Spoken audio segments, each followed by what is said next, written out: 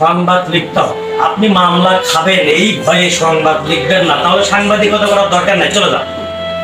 আপনি প্রচার কর্মী থাকেন, ব্যক্তি প্রচার কর্মী থাকেন, আপনি সংবাদ লিখেন, আপনার যে সরকার ক্ষমতায় থাকবে তার বিরুদ্ধে একটা সংবাদ লিখে, তাহলে বোঝা যাবে আপনি একজন সাংবাদিক।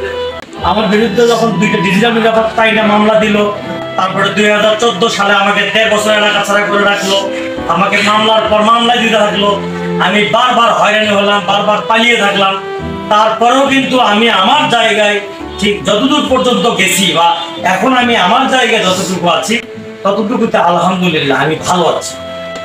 সাংবাদিকতা করেন, কখন আপনি সমালোচনার মুখে পড়বেন, কখন আপনাকে প্রচার কর্মী বেশি, দালাল চক্ররা কখন আপনাকে দালাল করবে। একটা সংবাদ যখন প্রকাশ করবেন তখন আপনার প্রতিপক্ষ সৃষ্টি হবে।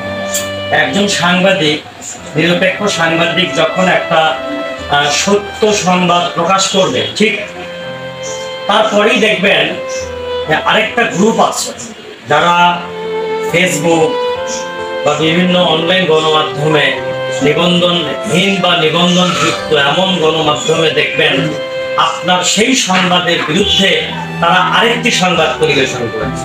সেখানে হয়তো বা খুব বেশি একটা আর্থিক সুবিধা হয়তো পায় না, হয়তো 200 টাকা থেকে 500 টাকা পায়, কিন্তু এই 500 টাকার জন্য আপনার সেই নিরপেক্ষ সংবাদকে তারা প্রশ্নবিদ্ধ করার চেষ্টা করবে তাদের সমালোচনার মাধ্যমে।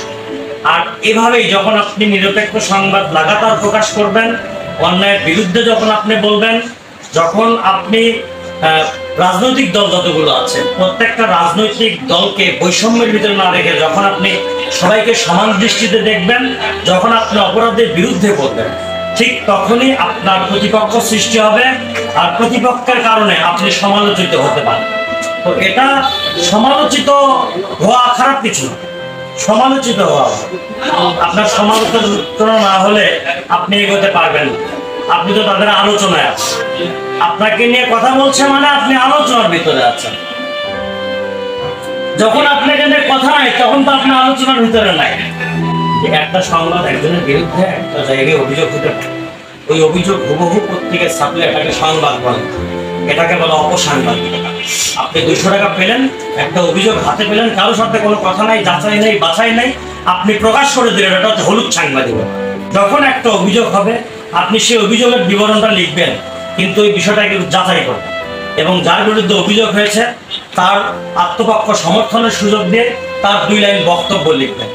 আর যে ব্যক্তি হচ্ছে প্রভাবশালী অপরাধী চক্রের বিরুদ্ধে লিখবে তাকে আপনি দালাল বলবেন, আপনি তো অরিজিনাল দালাল। মানুষের কথা আপনারা তুলে ধরেন। 3য় প্রজন্মের মহাশক্তির মহাপ্রলয়ে নিশ্চিত হোক আমাদের ভবিষ্যৎ।